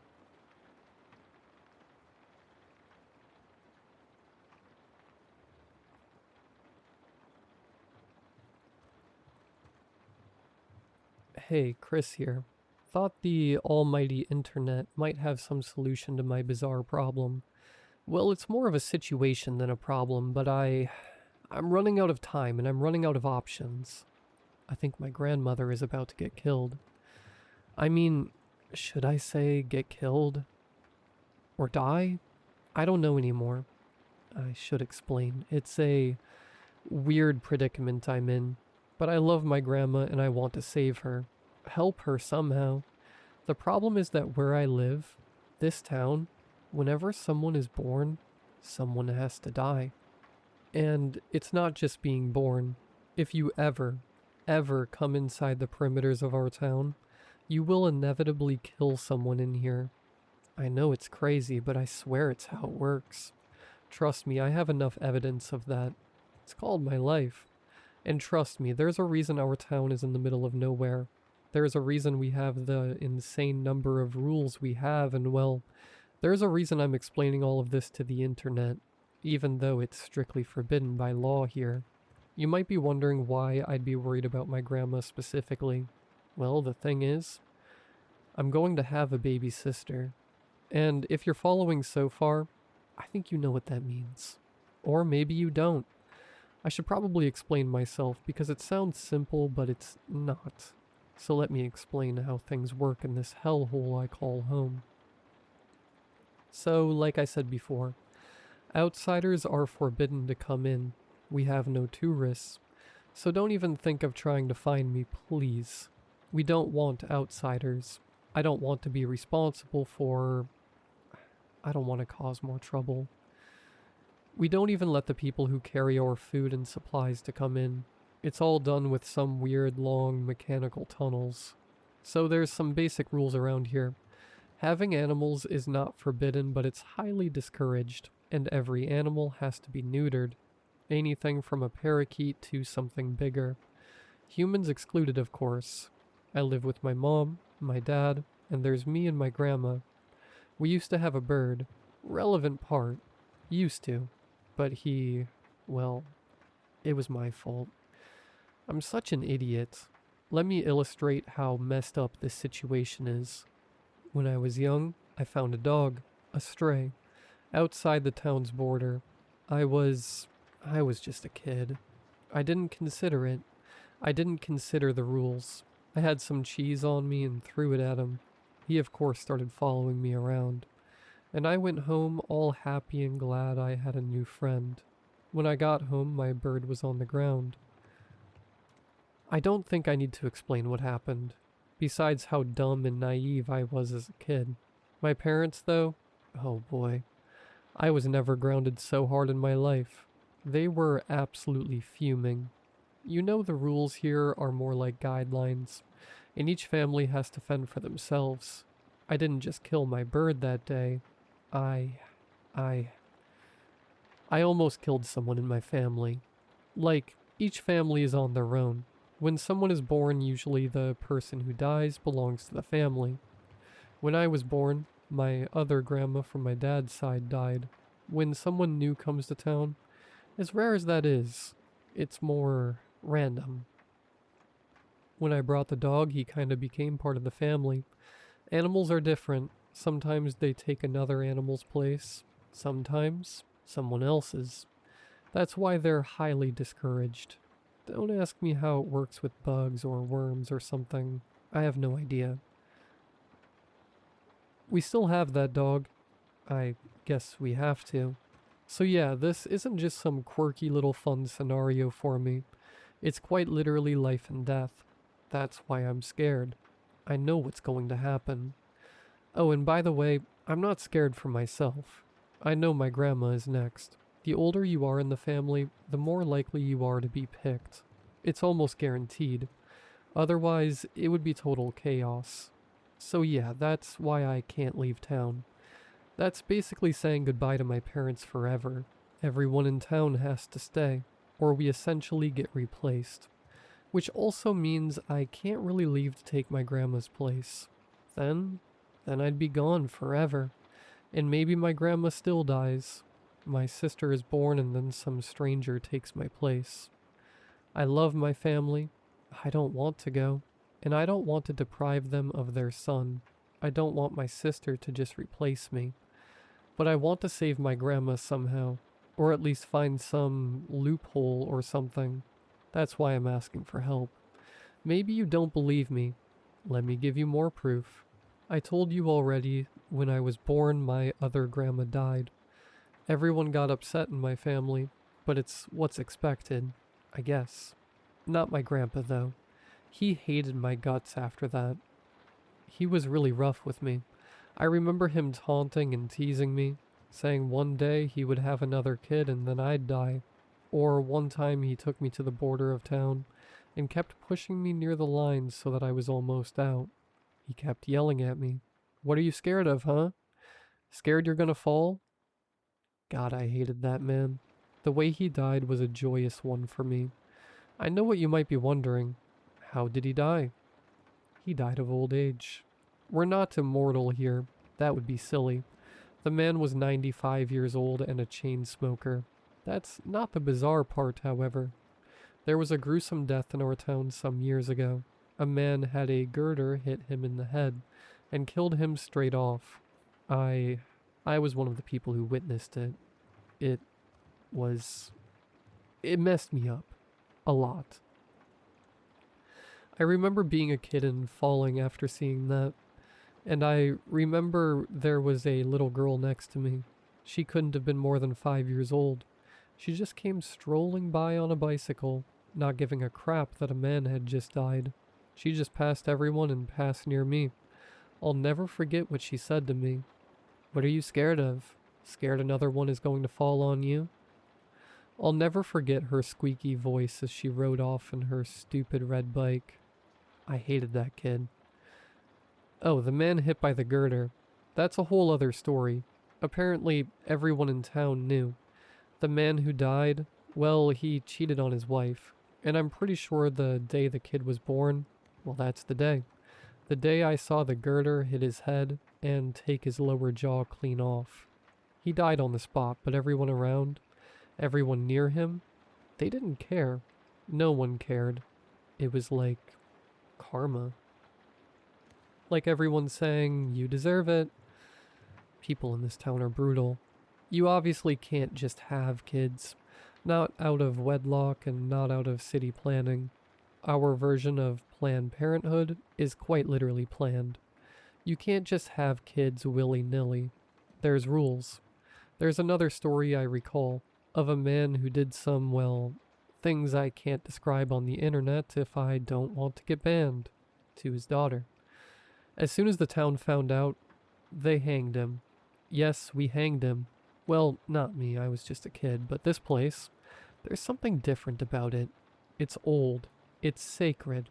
Harming someone else like that, it's like doing that crime times 100. That's what my mom used to say when I was a kid. If you harm someone in town, you're harming everyone. I'm not sure what that means, but at this point, I don't want to think about it too much. I want to retain some of my sanity. And that's not what's weird about this story. When I was older, some of the even older kids told me what else the adults did. Like when the man who was hanged died, they say a stray dog walked into town. Fairly standard stuff, I guess. Thing is, the townspeople took that dog and killed it too. I hate violence towards animals, but they said they had this rage about them, like they knew something. Maybe there was something wrong about that dog, but it didn't end there. Once the dog died, a cat came to town. They killed it too. Then a possum, then a rat, a smaller mouse, a bird, and, well, that's it. That's as much as the older kids told me. They said one other thing that disturbed me a bit. They said afterwards they gathered together and ate every single animal they killed. Cooked, of course. Not that I'd have much interest in eating a cooked rat, I guess. I'm not really sure what happened after that day. Some people tell me the town used to have 1,000 people before that. I heard other rumors that there's something locked up in the basement of the mayor's office, serving some punishment. I'm not sure. Even after I became an adult, they wouldn't say. It's a sort of town secret. It doesn't really matter. You get my drift. Now you understand what's the deal with this place. I'll leave you with one more story if you don't believe me. There was a car crash some years ago. Pretty nasty stuff. 10 people died. Big tragedy for us. I'm not sure I believe what they say, but I was told that day a woman who was going to have a kid actually had quintuplets. The insane part is that she died. Right afterward, 4 people wandered into town. Said they'd been lost in the woods for weeks. We took them in and they became residents. One of them is a nice lady who makes the best pecan pies. You might be thinking, aha, it's not 999 people anymore. Well, the thing is, I sort of lied. The initial report said 10 people died, but that's not true. 2 of them survived. If you can call it surviving. Those people, those 2, what happened to them? Their faces, their bodies? It's no way to live. It's like they're being forced to stay alive. I don't want to talk about them, to be honest. So now you understand what's at stake. If someone dies, someone has to take their place. And when someone is born, well, someone is going to die. Someone in the family. Wait, hold up. My mom is yelling for me. Update. I have to go to this hospital. I'll talk to you later. Edit. Hey guys. I guess I was too late. My mom's water broke and the doctor said the baby is coming sooner than we expected. I seriously messed up. I thought I had another month. It's been a few days and I've talked to my grandma a lot in the meantime. I'm at the hospital writing this, waiting for my baby sister. At least my mom thinks it's a girl. I didn't mention this, but my mom is more traditional. She didn't get a lot of ultrasounds. She just let the baby develop naturally. I guess she's confident the baby is fine. Makes sense in this town. I exhausted all other options. I'm scared about what's going to happen. My grandmother is at peace with what's to come, but it's just So unfair. I really wish I could help her. Thanks for trying, guys, even though there was no time for suggestions. Wait, here comes the doctor now. He looks somewhat shocked. Why was he looking at me like that? I went to talk to the doctor. I can't believe this. I don't understand what's going on. My mom just had triplets.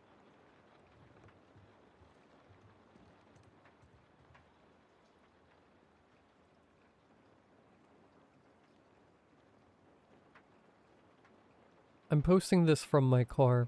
I've already filed a missing persons report with the police for my parents, and they've cleared it as a crime scene, but there's no way I'm ever going back inside. This all started back in February. Maybe that's why, because of how dreary and sunless that month is. My dad is a good man. I need you to understand that before any of the rest of it. After his mom passed 2 years ago, he got quiet in a way that scared me more than crying could have. And when he found these forums last winter, these wellness communities, I was relieved. He was back to exercising, dieting, sleeping better. He was excited about something again.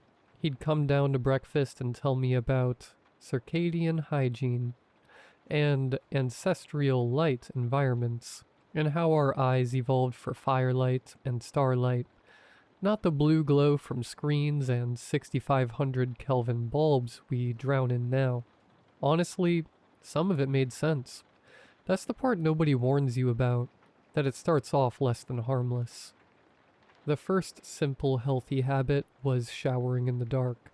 He read that artificial light at night wrecks your melatonin, and the bathroom was the worst offender. So we started showering with night lights for minimum light. I went along with it. I didn't have to read shampoo bottles anyway. My sleep even improved. Then it was no screens after sunset. The emitted light causes dark circles. This was a huge issue. My mom and I felt we shouldn't have to change our routines and give up creature comforts for his lifestyle choices. What sucked was he was understanding, and compromised to sequestering himself in rooms with no screens after sunset. It upset us, and eventually we cut back on our screen time just so he could spend more time with us. We ended up bonding more. Who could have guessed phones and streaming services separated families? Even after he changed all the bulbs in the house to the lowest Kelvin, he still refused to turn on a light unless it was absolutely necessary. It deeply irritated me and my mom, because he'd still use his laptop, on the lowest brightness setting with blue light blockers however, to spend his days on the wellness forums, researching. He started talking at dinners about how even fire and candlelight was a compromise our ancestors wouldn't recognize. How the truly restored nervous system needs real dark, total dark, the dark of a cave, a womb, a place where your sunset melt into the environment and your edges blur. Your bodily systems balance out and synchronize. And you go back. We didn't have a response. That's where I should have said something though. Anything. 2 weeks ago, he taped contractor bags over my bedroom window while I was at school. When I got home, he was proud. He showed me the seams, how he'd gotten it so that there wasn't a single pinhole. Cassie, I'm getting a 2 on the Lux meter. 2? The guys on the forums are gonna love this. Staring at his phone, posting it. 3 days ago, I came downstairs and tried to flip the kitchen switch. No 2000K melatonin improving infrared bulb. Gone. Every light bulb in the house was gone. He'd gone around with a stepladder and a trash bag and collected all of them. Even the one in the oven. Even the little one in the fridge that you'd have to break the door mechanism to reach. The bag was filled with shattered bulbs in the bin outside. I came back inside and found him reading the forums. Before he could open his mouth, I screamed at him. Thank God Mom had already gone to work. I screamed and cried and begged him to just please be normal. Please stop looking at his laptop while I talk to him. He just looked sad, like I had hurt his feelings over something he was proud of. He looked normal. He said he would fix things. and put everything back to how it was originally. He promised and hugged me. I went to school worried for him and Mom all day. A part of me truly believed I'd come home and the house would be bright, with clear windows and televisions blaring. During the day I tried to call my mom, hoping to prep her on the latest piece of insanity, but kept getting sent to voicemail. My vision stung driving into the sun on the way home, my eyes all too well chronically adjusted to the dark. I kept thinking about being so exposed in the light, and how my dad was right, that being in the dark made you lose your sense of bodily self. I wish I could have crawled under my blankets in bed, and let the feeling of sensory deprivation dissolve the knot in my stomach. When I got home, Mom's car was already in the driveway. The house looked like a bad dream, a perfectly normal exterior with flat black windows. I went inside, and even leaving the front door open did nothing to pierce the all-encompassing darkness. I went to the front window to tear the contractor bags with my nails, and winced as I scraped something hard and gritty. I shined my phone light and saw he had painted some kind of truck bed liner over the windows in thick layers. I turned to the interior. Dad? Mom? The phone flashlight was all I had. Living in darkness made it feel less like a beacon, and more like a trespasser. I checked all upstairs, calling for them. As I made my way back down near the kitchen, I froze. The basement door was open. I hadn't checked the basement yet. Dad? Mom? Please. Please say something. Nothing. The stairs go down into the unfinished part. Bare studs, concrete floor, the furnace ticking. I was imagining that. No need for a furnace when it has that pesky pilot light. He had disconnected it and snuffed it out before. The basement was huge. At the far end, there's a little room Dad always meant to finish. Just concrete with a shallow alcove in the back where all the previous owners had a safe flush to the wall. Pitch black. My flashlight couldn't find the back of it from where I stood. Something about the room was oppressive. I didn't cross past the threshold. I just did my best to shine the light in. That's the part I keep snagging on. The light went in and didn't come out, like the alcove was deeper than the house. And from inside it, my father's voice, calm, close. Cassie. I couldn't see him. I want to be precise because the police asked me 4 times and I gave the same answer every time. I was pointing my light directly into that room and there was no one in it. Cassie, Mom's in here with me. Come here. I started crying. I asked him to come out. I begged him. I told him I'd take him anywhere. I'd stop fighting him about the lights. I'd beg every window myself. Just come out, Dad, please. If you come in here, he said, everything will go back to how it was before it all began. I asked him what he meant. I asked him how. I stood there in the dark, asking the alcove how, and there was no answer. There was never an answer again. I walked in. I did. I pointed the flashlight into every corner of that concrete room, and it was empty. No alcove deep as a well. Just a shallow dent in the wall not even a foot deep. No father, no mother. Concrete and dust and the smell of cold concrete in my own breathing. I searched the whole house. Both floors, closets, the attic crawl space, under beds, the backyard. I checked the alcove again and stared at the wall. I screamed myself hoarse. I called the police. They were kind. They were thorough. 6 officers swept that house with real flashlights. Not a phone, and a canine. And they found nothing. No sign of forced entry. No sign of him or Mom. They asked about the windows and I watched them decide quietly. What kind of man spray paints truck bed liner on his windows? And what kind of daughter waits this long to call? The part I can't explain, why it's being posted here and not a news source, is the center of this. I explained why I took so long to call, that my dad started off getting better rather than worse. I went to show them the forums on his laptop, his reasoning for altering the house, and they were gone. I checked his search history, even searching the forum names and keywords. You couldn't burn those images of deep wine red text on black boxes out of my brain. I know what I saw. They shrugged and said they would look into it, and took his laptop. I finished filing the report this evening. 2 missing persons, house clear and safe to enter again. No signs of intruders. So that's everything. That's the whole thing, start to finish in order. The way I needed it down before the doubt finishes settling in. If you are just finishing this, scroll up to where it all began, where my dad was still just a grieving family man getting too into a wellness trend, where the worst thing in the house was no Netflix after sunset. I want you to read it knowing how it ends. I've started sleeping with the dome light of my car on, never any dark. I think about what he said the dark would help undo, how it would feel like a return to a womb, something where you would blur and meld with the universe in desensitized harmony, before even the Big Bang brought light, going back to how it was before it all began.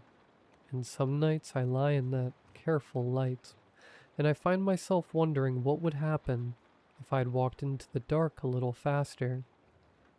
I think about it more than I should.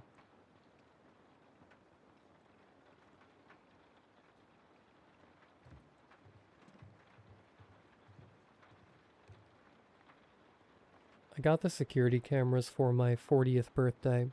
My wife said it was a stupid gift. She said we lived in a safe neighborhood. She said I was being paranoid. She was right, but I installed them anyway. The cameras cover the front door, the driveway, and the backyard. I check the footage every morning while I drink my coffee. It's become a routine, a habit. I don't even think about it anymore. I notice the figure on day 12. The backyard camera catches the whole yard, fence on both sides, a small shed in the corner, woods behind the fence. The footage from 3:11 a.m. showed something standing near the shed. I paused it, zoomed in. It was tall, thin, dark, just standing there, not moving. I stared at it for a long time. It didn't move in the footage. It didn't move on the live feed when I pulled that up either. I checked the footage from the night before. Same spot, same time, same figure. I checked the night before that.